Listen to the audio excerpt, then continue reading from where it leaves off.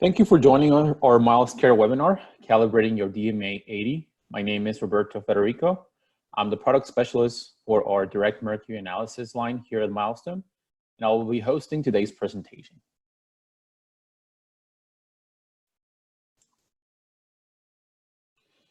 In today's webinar, we will review best practices and procedures for the calibration of your DMA-80.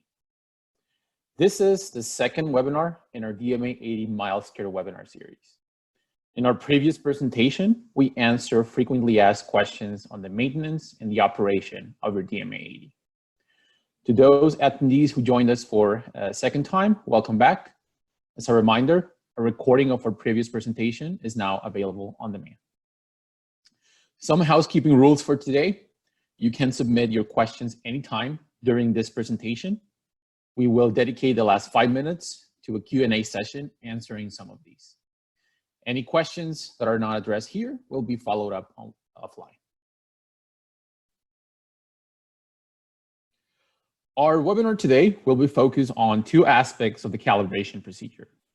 The first one discussing all the preparation steps needed prior to starting your calibration, including what materials you need and how to prepare your instrument prior to the calibration. Our second topic will be the procedural steps you need to take to calibrate your DMA. Anything that needs to happen the very day that you're working on this. This includes how to prepare your standards, how to navigate your DMA-80 software to guarantee you have a successful calibration.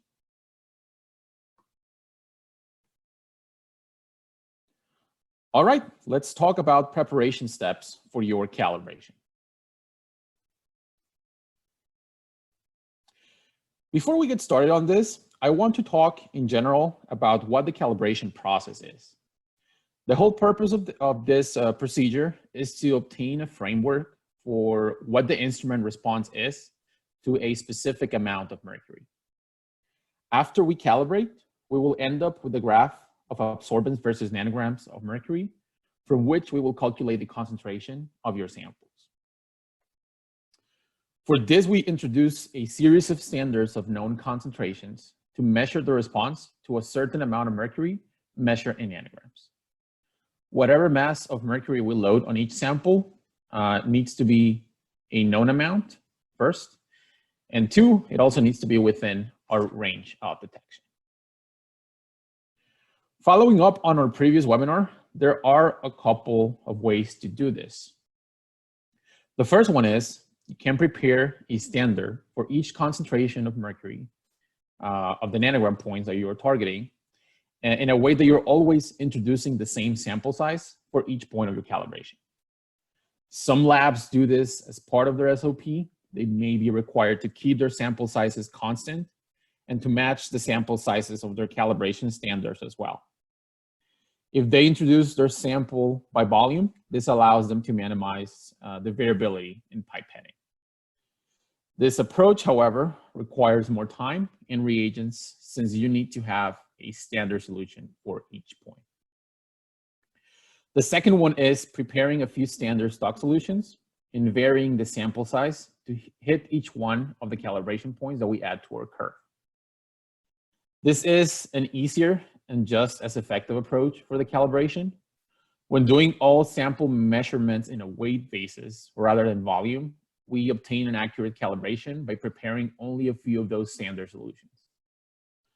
We will be focusing today on this procedure.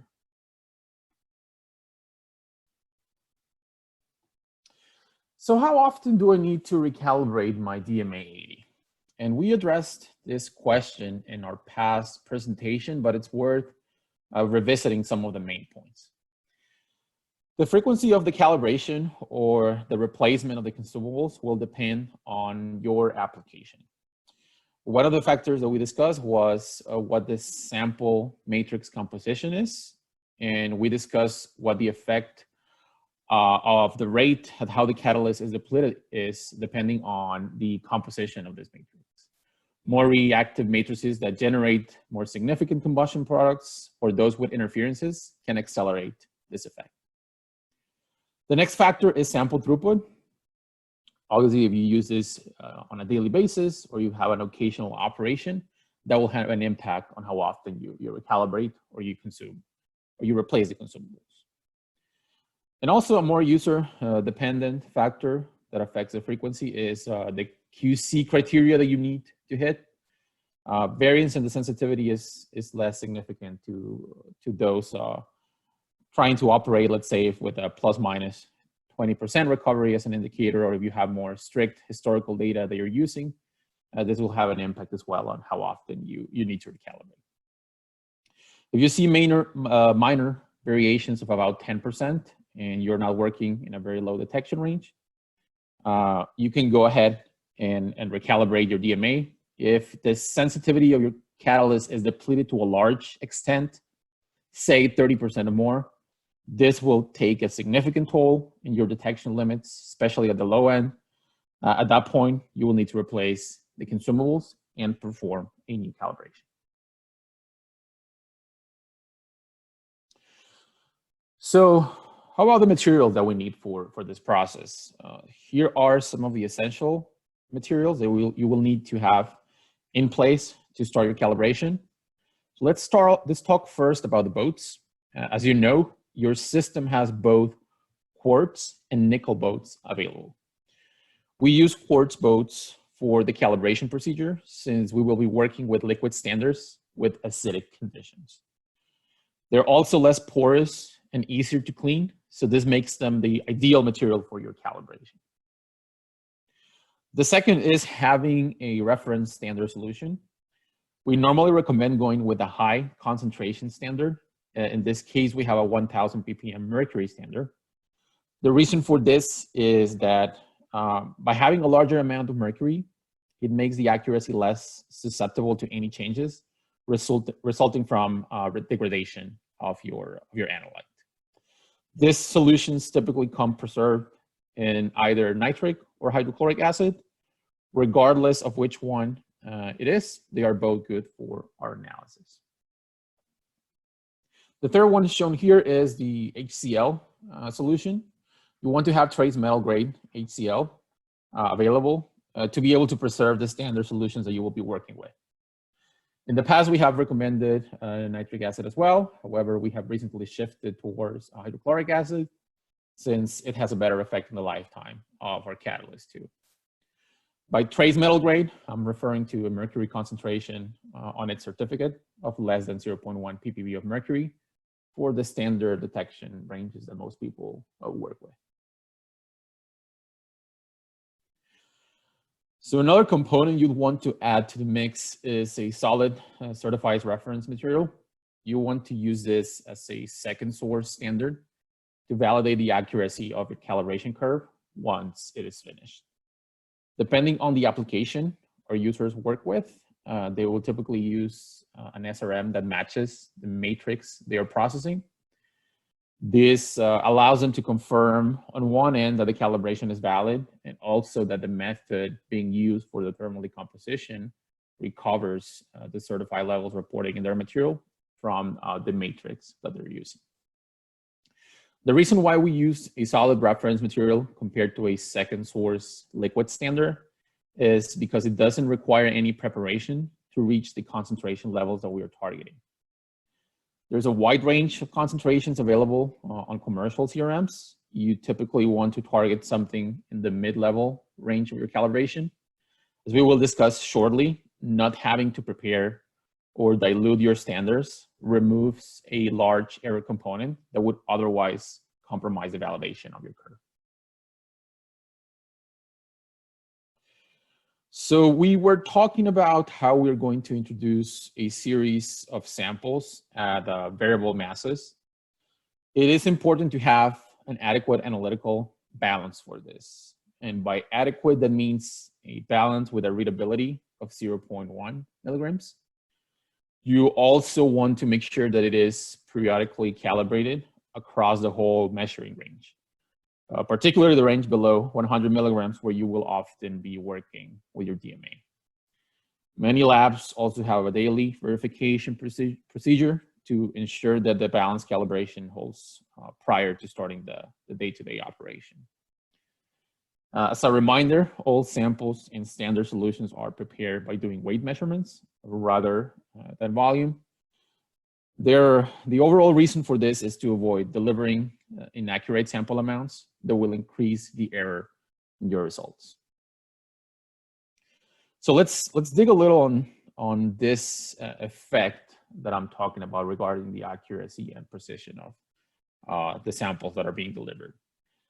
Many users are used to volumetric measurements to build calibrations for other kinds of instrumentation. We do not recommend this approach for the following reason.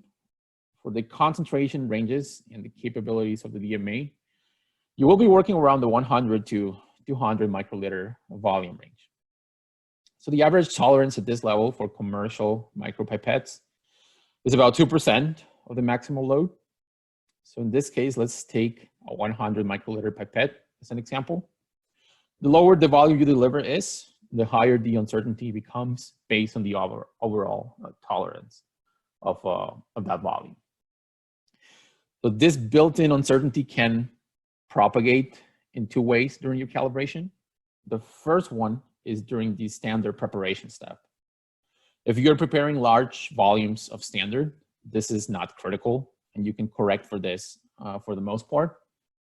However, when you are loading different sample sizes, some of them smaller than other, this variability as shown here might affect your accuracy, definitely on your routine samples, but particularly for the calibration.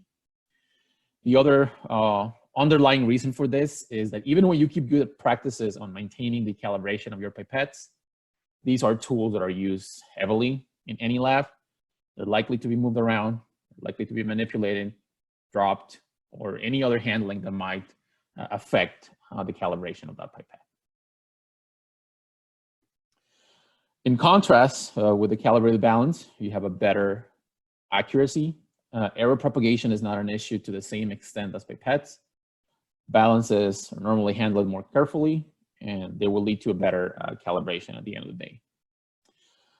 As a worst case scenario for what I was just explaining, let's take a look at the effect that one over the other can have on your calibration. If you were to do repetitions of each calibration point, it would look something like this.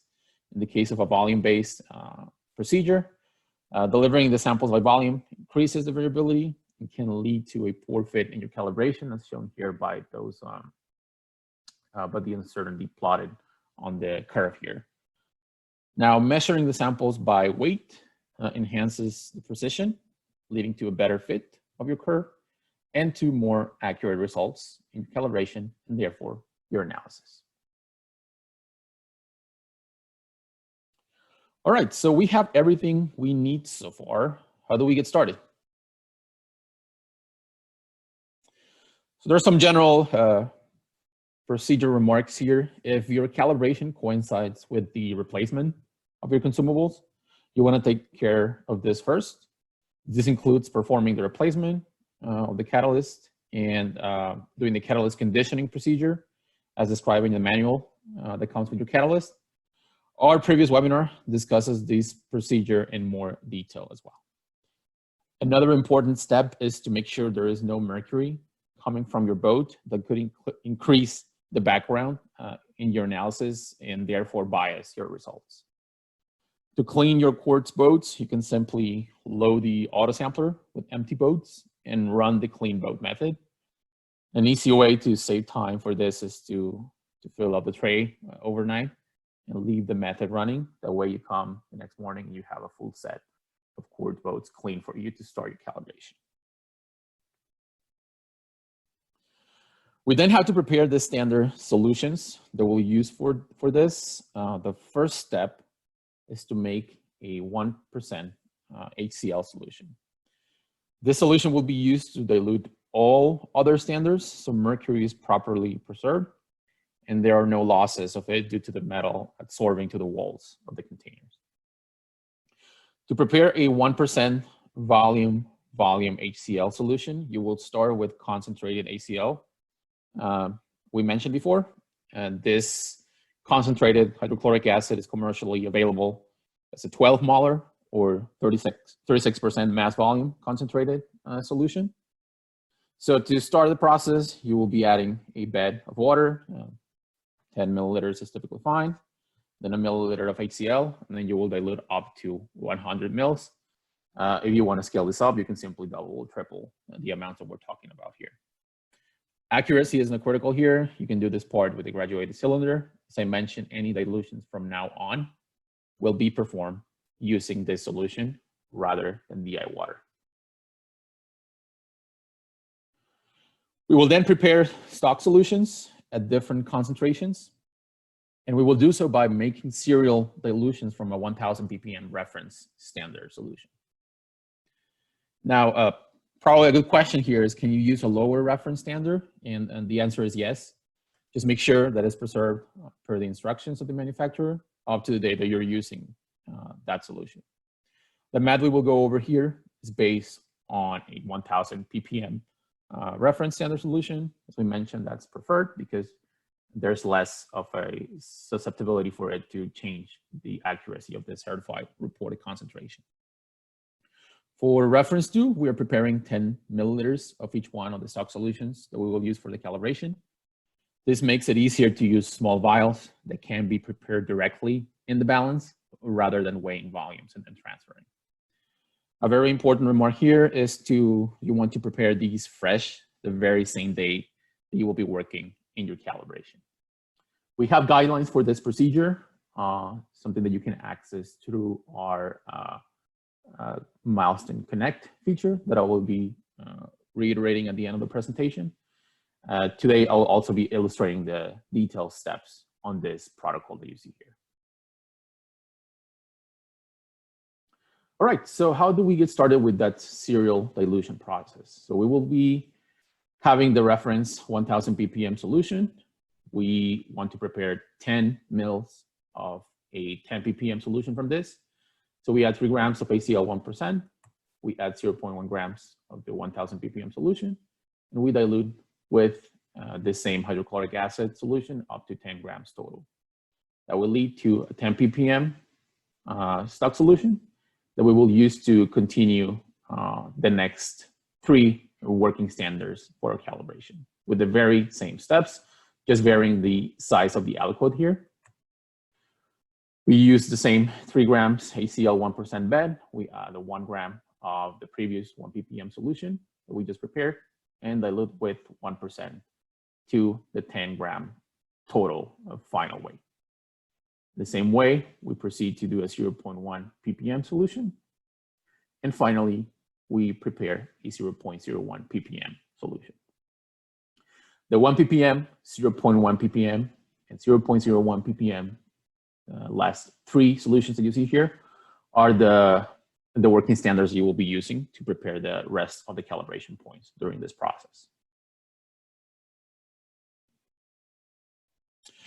So as you remember, we prepared these solutions based on concentrations, but what we actually want to achieve here is nanograms of mercury. This is the parameter that will be stored in our calibration plot. To make this conversion, you can multiply the concentration of your standard in parts per million times the sample size in milligrams. This will give you nanograms of mercury. This table shows each one of those working solutions at 0.01, 0.1, and 1 ppm. For our calibration, we will start from the lowest to the highest concentrations to avoid any carryover issues, as you will do with any kind of instrumentation or calibration procedure.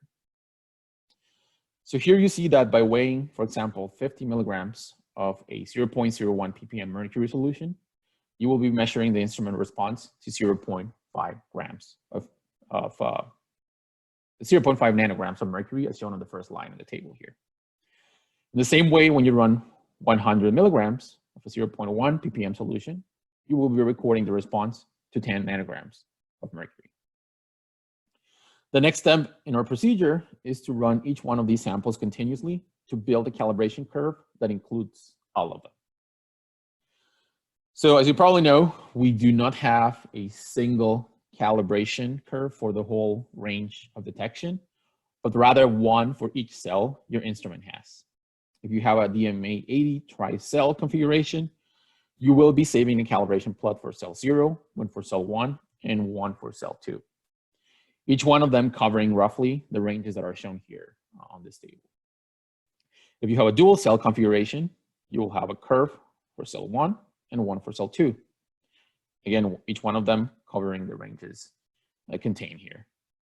From an operational standpoint, the process is the same. You will progressively add more points from low to high. The only difference here is how those are saved in the software.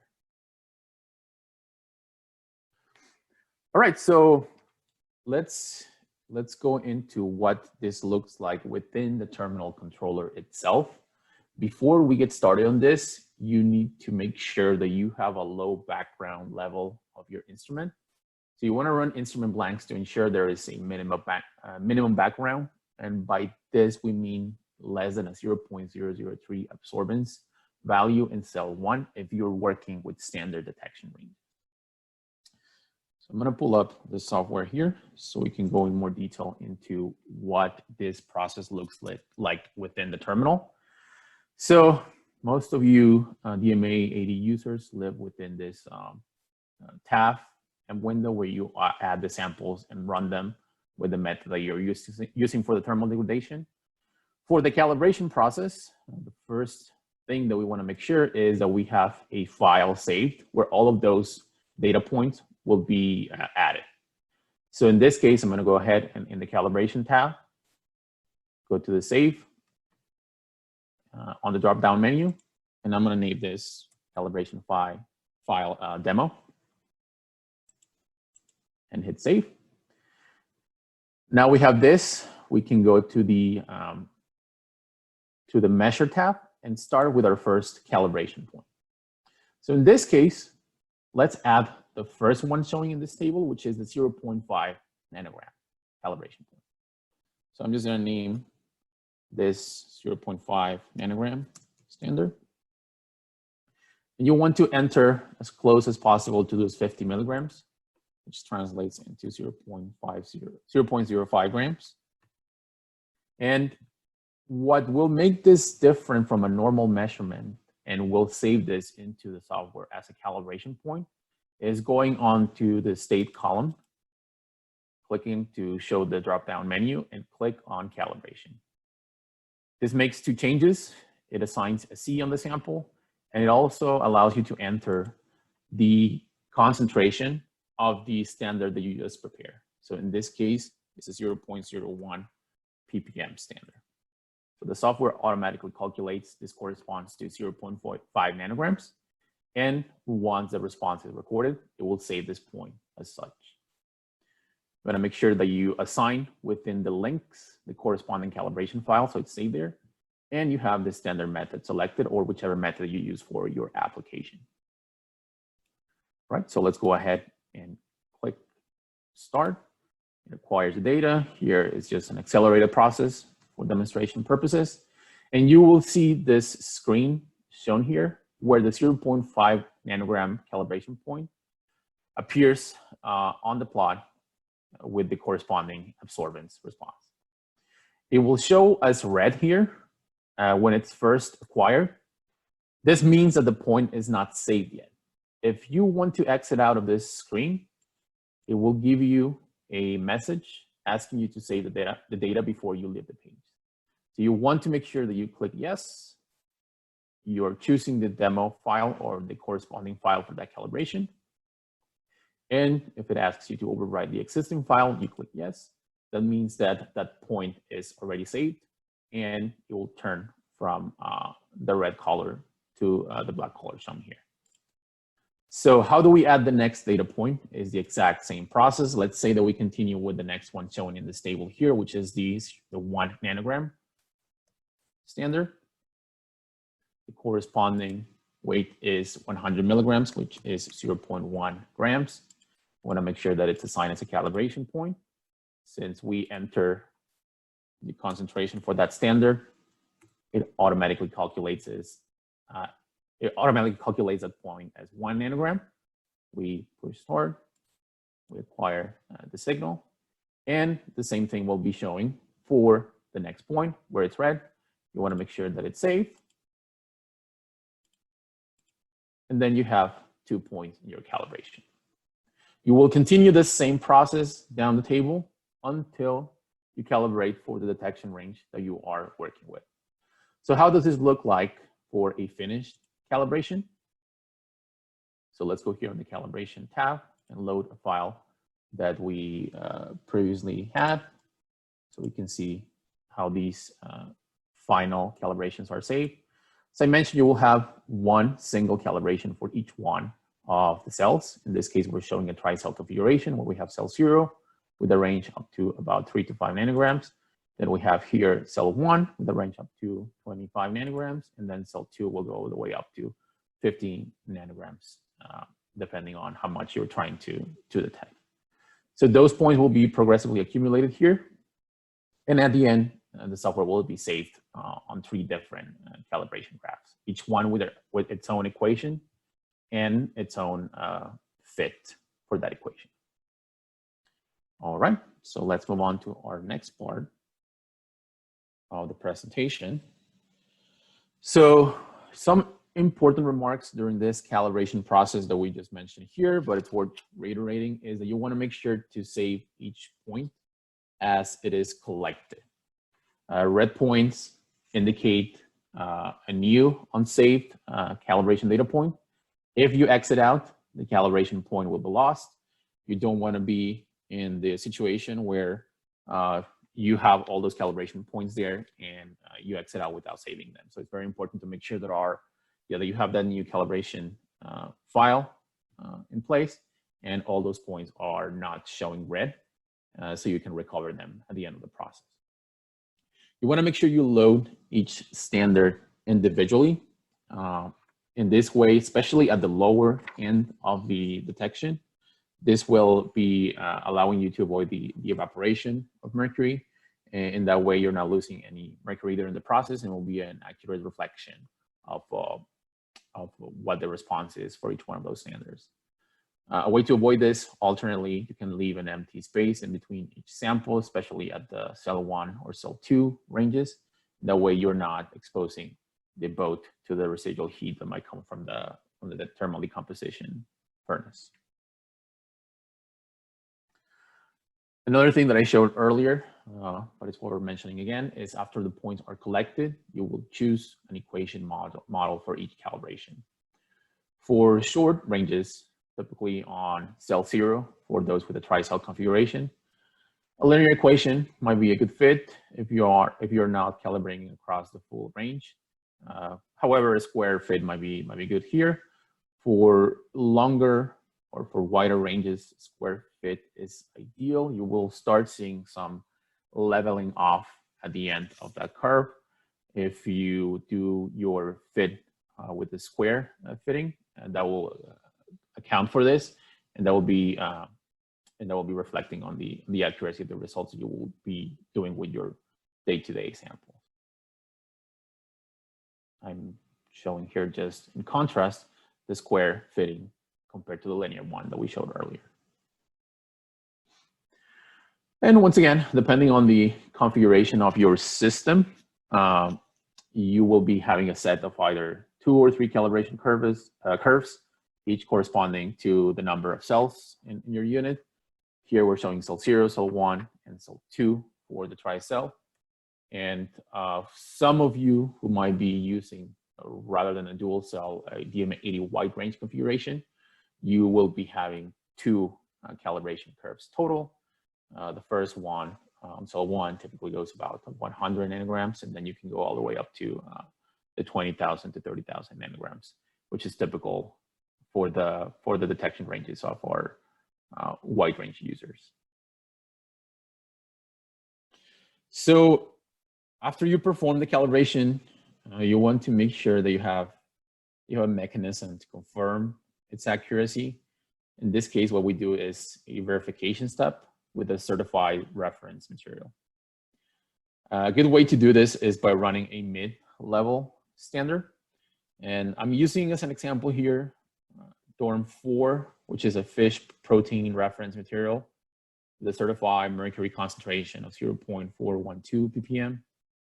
So by weighing 25 milligrams of DORM-4, using this equation, we are running a sample at 10 nanograms, which is about the middle of the detection range on cell 1. So let's assume that we obtain 10.1 nanograms as a result of their analysis. If we compare this to the certified result, we get a 98% recovery, which is excellent. We can then move on to process our samples. Now, this verification step is an ongoing process. You want to have a procedure in place to make sure that you keep track of how well the calibration holds true to the original response. I'm taking here as a reference some of the procedural steps from EPA method 7473 for direct mercury analysis. This includes running a low and high level standard and recovering within 10% for an initial verification or initial calibration verification.